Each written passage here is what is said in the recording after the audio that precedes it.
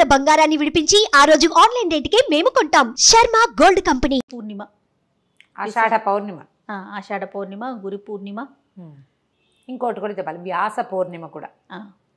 వ్యాస మహర్షి జన్మదినం.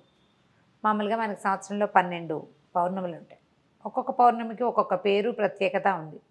శ్రావణ కార్తీకము వచ్చేది మనం పండగలాగా కూడా చేసుకుంటాం వాటిని కదా. ఈ ఆషాఢ పౌర్ణిమని ఒక పర్వదినం. మామూలుగా పున్నాల వ్రతాలు 33 పున్నాల వ్రతాలు అలాంటివి ఉన్నాయి. స్త్రీల వ్రత కథల్లో కనపడుతుంది 33 పౌర్ణములు. అయితే పౌర్ణమి, ఈ వ్యాస పౌర్ణమి నాడు ఏంటంటే ఈ రోజున గురు పూజ చేయటం. అధ్యాపకులే కాదంటే మనకి పాఠం చెప్పిన వాళ్ళే కాకుండా ఆధ్యాత్మిక గురువులు. మనం ఎవరినో ఒకరిని గురువుగా భావిస్తాం. గురువుని సత్కరించుకోవటం, గురువుకి పాదపూజ చేసుకోవటం, గురు వందనం చేయటం, వెళ్ళి మన మాస్టర్లు ఎవరికైనా సరే వీళ్ళ వల్ల మన జీవితం మారింది అనిపిస్తుంది ఒక్కొక్కసారి. వీళ్ళు చెప్పడం వల్లే. అందులో అప్పుడప్పుడు మన అమ్మ నాన్న, మన వదిన వాళ్ళు కూడా ఉంటారు, మన బంధువులు కూడా ఉండొచ్చు, కుటుంబ సభ్యులు కూడా ఉండొచ్చు. వాళ్ళు చెప్పిన ఒక థియరీ వల్ల, లేదా ఒక సలహా వల్ల, ఒక మంచి మాట వల్ల, వాళ్ళు ఇచ్చిన మోరల్ సపోర్ట్ వల్ల మనం జీవితంలో ముందుకెళ్తే వాళ్ళని మనం మా గురువుగా భావించవచ్చు. ఇది కాకుండా ఆధ్యాత్మిక గురువులు, ఆధ్యాత్మిక ప్రగతికి, ఉన్నతికి తోడ్పడిన వాళ్ళు. ఎవరివైనా మనం ప్రవచనాలు వింటాం, వాళ్ళని గురువుగా భావిస్తాం. వాళ్ళు చెప్పినవి తూచా తప్పకుండా పాటిస్తాం సాధ్యమైనంత వరకు. ఏ ప్రవచనాలు లేకుండా కూడా ఒక్కొక్కసారి మనం కొంతమందిని పెద్దవాళ్ళని గురువుగా భావిస్తాం. వారిని దర్శించుకోవటము, పూజించుకోవటము, అది ఈ రోజున చేసేది. అయితే వ్యాస భగవానుడు ఈ రోజున జన్మించాడు. కృష్ణద్వైపాయనుడని వ్యాసుడు, వ్యాస మహర్షి అని చెప్పుకుంటాం కదా. ఈయన ఏంటంటే ఇవాళ రోజున జన్మించడం వల్ల ఆయన జగద్గురువైన శ్రీకృష్ణుడిని మనకి పరిచయం చేశాడు. వ్యాస మహర్షి వల్ల వ్యాస మహర్షి ఏం చేశారు, ఈ మన ఉద్గ్రంథంలాగా ఉండేది, వేదం అంతా ఒక ముద్దగా ఉండేది. అవును, దాన్ని చతుర్విభాగం చేశారు, 4 భాగాలుగా విభజించారు. విభజించిన తర్వాత ఆయన ఇంకేం చేశారు, బ్రహ్మసూత్రాలకి వ్యాఖ్యానం చేశారు. బ్రహ్మ చెప్పిన వాక్యాలని వ్యాఖ్యానించిన తర్వాత ప్రపంచానికి ఇప్పుడు ఇంత పెద్ద విషయం నీకు నాకు ఏమర్థమవుతుంది, సాధారణ వ్యక్తులకు అర్థం కాదు. మానవులకి ధర్మబోధన ఎలా చేయాలి అని ఆలోచించి అప్పుడే మరి వేదాలు కూడా మనుషుల కోసం చేయబడినవే కదా. ఇంత విభాగం చేసినా ఇలా చోడచ కర్మలు ఉన్నవాడు, సంస్కారాలు ఉన్నవాడే దాన్ని తెలుసుకోగలుగుతాడు. వాడు కూడా తెలుసుకోలేడు. చాలా గురువు వాడి చేత్తో పుచ్చుకుని ఉండాలి. గురువుని పాదాలు పట్టుకుని వదిలిపెట్టకుండా ఉండేవాడు తప్పిస్తే సాధారణ మానవుడికి ఆ విషయం తెలీదు. సాధారణ మానవుడికి ఈ విషయం అర్థం కాదు. వాళ్ళకి అర్థమయ్యేలా చెప్పడం కోసం ఏం చేశారు, ఒక ఉద్గ్రంథాన్ని రాయాలనుకున్నారు.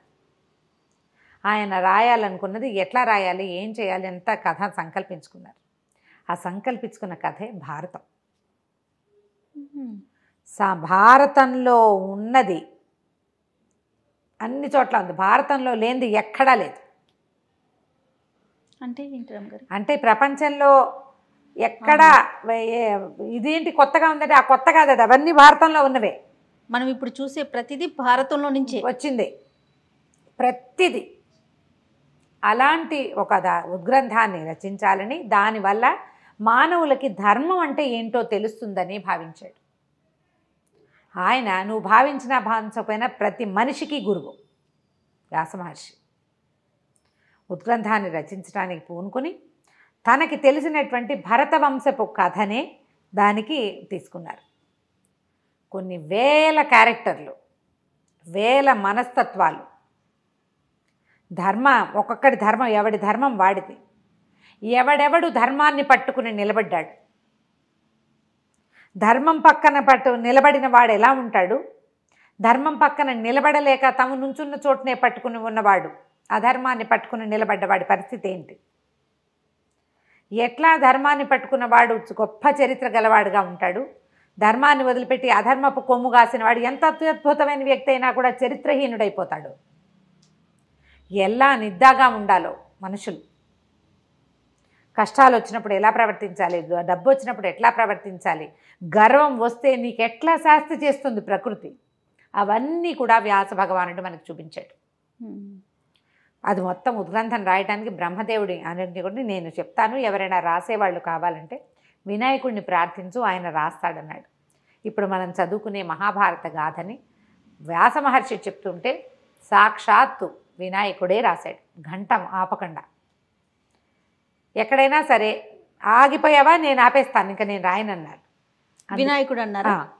నేను నాకు కంటిన్యూస్గా చెప్పుకుంటూ పోతేనే రాస్తానన్నట్టు. అయితే ఈయన ఏమన్నాడు, ఒక చిన్న సూక్ష్మం పెట్టారు, నువ్వు అర్థం చేసుకుని రాయాలి ప్రభు అని అడిగాడు. ఆయన ఒప్పుకున్నాడు. అందుకని ఈయన ఏం చేశాడు, కొన్ని వందల శ్లోకాలు, కొన్ని శ్లోకాలు చెప్పేసి ఎక్కడెక్కడ తను ఆలోచించుకోవాలో అక్కడ ఒక పెద్ద శ్లోకం చెప్పేవాడు.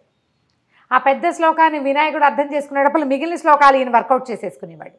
గ్రంథు అంటారు దాన్ని, గ్రంథులు అంటారు. గ్రంథాల్లో వచ్చేటువంటి గ్రంథి ముడి. 1,00,000 శ్లోకాలున్న మహాభారతంలో 8,800 గ్రంథులు ఉన్నాయి. వినాయకుడే మొత్తం రాశాడు. ఆ దానిని మనకు అందించిన వాడు వ్యాస భగవానుడు. మనకిప్పుడు మనం చూసే కథలు, మనం తెలుసుకునేటువంటి నీతులు, ధర్మం పట్ల మన విచారణ, మన ఆలోచన, వాటన్నిటికీ మూల కారణం మహాభారతం తెలియటమే. అందుకని దాన్ని పంచమ వేదం అంటారు. 4 వేదాల తర్వాత 5వ వేదంగా భాసిల్లింది. అందులోనే మనం ఇప్పుడు నిత్యము పారాయణ చేయాలి. దాని కల్పవృక్షం మన పాలిట. రోజు చదువుకుంటే మన జన్మ తరిస్తుందని భావించే విష్ణు సహస్రనామాన్ని వ్యాస భగవానుడే భారతంలో మనకు అందించాడు. భగవంతుణ్ణి మనకి చేరువ చేసిన వాడు వ్యాస మహర్షి. ఎందుకంటే ఇది ఒకటే కాదు, ఇందులో భగవద్గీతను కూడా మహాభారతంలోనే చెప్పారు. శ్రీకృష్ణ భగవానుడు అర్జునుడికి ఏం బోధించాడో మానవులకి సింపుల్గా చెప్పేశాడు. ఆయనే గురువు కదా మనకి. మరి వేరే ఆధ్యాత్మిక గురువు ఎందుకు? మనం మనుషుల్ని వెతుక్కోకర్లా, మనుషుల్ని వెతకవలసిన పనే లేదు. నా గురువు దొరకలేదు, నా గురువు దర్శనం ఎలా దొరుకుతుంది? కొంతమందికి ఆర్తిగా ఉంటుంది, ఫీల్ అయిపోతూ ఉంటారు, నాకు గురువు దొరకలేదు ఇంకా అని. వ్యాసుడే మన గురువు. భగవంతుడిని ఆయనే పరిచయం చేశాడు మనకి. 10 అవతారాలు ఎత్తాడు విష్ణుమూర్తి. ఏ ఒక అవతారంలోనూ ఇలా ఉండు ఇలా ఉండు అని మనకి చెప్పలే. కృష్ణ అవతారంలో చెప్పించాడు. భగవద్గీతలో ఆయన చెప్తాడు, నన్ను ఆశ్రయించు, నాతో ఉండు, నేను నీతో ఉంటా, నువ్వంటే నాకు చాలా ఇష్టం అని మనిషికి చెప్పాడు కృష్ణుడు. నువ్వు నాతో ఉండు, నన్నే గుర్తుంచుకో, నన్నే ఆశ్రయించు, నువ్వు చేసే పనులన్నీ నా మీదే పడే, నువ్వన్నీ నేను మోస్తా, ఎందుకంటే నువ్వంటే నాకు ఇష్టం. రామావతారంలో అలాంటి మాటలు ఏం వినలా మనం. నరసింహావతారం, వామనావతారంలో డైలాగులే లేవు, మనకు తెలీదు. ఆ కృష్ణుడు చెప్పిన వాక్యాలని మనకి చక్కగా బోధించేశాడు వ్యాస మహర్షి. నిజంగా మీరు అన్నట్లుగా గురువు గురించి తాపత్రయ పడక్కర్లేదు, పట్టుకో భగవద్గీత, ఆయన కదా మనకి గురువు. ఆ భగవద్గీతని మనకు అందించిన వ్యాస మహర్షిని ఈ గురు పౌర్ణమి రోజున నమస్కరించుకుని తలచుకొని, మన ఇంట్లో మహాభారతం ఉంటే ఆ ఉద్గ్రంథాన్ని పెట్టి కోసె పూజ అంటారు, 2 పువ్వులు పెట్టండి, దానికి కాస్త గంధం చల్లి నమస్కారం చేసుకుని ధూపము దీపము పెట్టుకోండి. మహాభారతం కానీ భగవద్గీత కానీ ఉంటే అవి మనం పూజనీయ గ్రంథాలలో ఒకటి. పూజ చేసి ఊరుకోవద్దు, పేజీ తిప్పి 4 ముక్కలైనా చదవండి. ఇప్పటిదాకా చదవని వాళ్ళు భారతాన్ని కానీ భాగవతాన్ని కానీ అష్టాదశ పురాణాల్లో ఏదైనా ఒక పురాణాన్ని కానీ తీసుకుని చదువుకుంటుంటే వ్యాస మహర్షి మనకి గురువుగా అయ్యి మార్గనిర్దేశనం చేస్తాడు. మార్గనిర్దేశం లేకే కదా మనం గురువు కోసం ఎందుకు చూస్తాము? గురువు ఏంటి? గురు చీకట్లో నుంచి వెలుగులోకి తీసుకెళ్ళేవాడు. అవునండి, రుజుమార్గాన్ని చూపిస్తాడు, మనకి ఏది సరైందో అది చూపిస్తాడు, అది ఈయన చూపిస్తాడు గురువుగా భావిస్తే. తప్పకుండా నా యొక్క ఆధ్యాత్మిక గురువు ఈయనే వ్యాస మహర్షి. అంతే, ఇంకా ఆయన్నే పట్టుకోవటం అంతే. ఆయన పట్టుకుని ఆయన చెప్పిన ప్రకారం వెళ్ళు, రోజు విష్ణు సహస్రనామం పారాయణ చేసుకో, ఆటోమేటిక్గా నీకు దారి దొరుకుతుంది. ఎవడో ఇంకొకటి వేల్పుచూ తీసుకెళ్తాడు. ఆ రోజుకి ఎవరో ఒకళ్ళు వస్తారు. అట్లా కనుక ప్రయత్నం చేసుకుని ఈ గురు పౌర్ణమి రోజు మామూలుగా పౌర్ణమి నియమాలు ఏంటంటే పగలు ఉపవాసం ఉండి రాత్రి చుక్కలు చూశాక భోజనం చేస్తారు.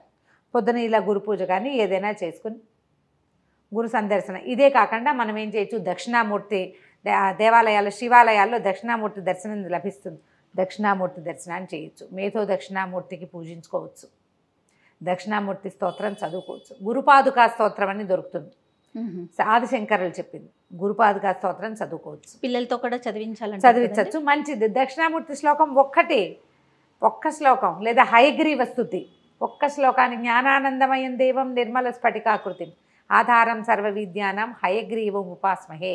ఇంత చిన్న శ్లోకాన్నైనా పిల్లలకి చెప్పించండి. ఈ గురు పౌర్ణమి రోజున గురు పూజ నిర్వహించుకుంటే బాగుంటుంది. లేకపోతే వ్యాస మహర్షిని పూజించుకుని తలుచుకోవటం, పగలు ఉపవాసం ఉండి సాయంకాలం చుక్కలు చూశాక భోజనం చేయొచ్చు. ఇలా ఈ మన ప్రతి ఇది కనిపిస్తుంది కదా మనకి చంద్రబింబంలో లలితాదేవిని ఉపాసించే విధానం కూడా మనం చేసుకోవచ్చు. ఈ లలిత అర్చన చేయటం అని ఇదివరకు మనం చెప్పాం. ప్రతి పౌర్ణమికి మనం చంద్రబింబంలో అమ్మవారిని భావించి సహస్రనామం చదువుకోవడం, లలితా సహస్రం చదువుకోవటం, పాయసం చేసి కొంచెం వెండి గిన్నెలో పాలు అన్నం మనం పరమాన్నం చేసుకుంటాం కదా, చిన్న వెండి పాత్రలో అయినా పెట్టి చంద్రుడి ముందు పెట్టి ప్రసాదం తీసుకుంటే చిత్తానికి సంబంధించిన మనసుకు సంబంధించిన సమస్యలు ఉంటే అవన్నీ తొలగిపోతే మానసిక ప్రశాంతత లభిస్తుంది. అది చేయలేని వాళ్ళు ఇలా చేసుకోవచ్చు. ఈ గురు పూజా మహోత్సవం సందర్భంగా మనం పౌర్ణమి సందర్భంగా మన గురువుల్ని తలుచుకునే అవకాశం కూడా మనకు లభిస్తుంది. తప్పకుండా. నమస్తే. నమస్తే.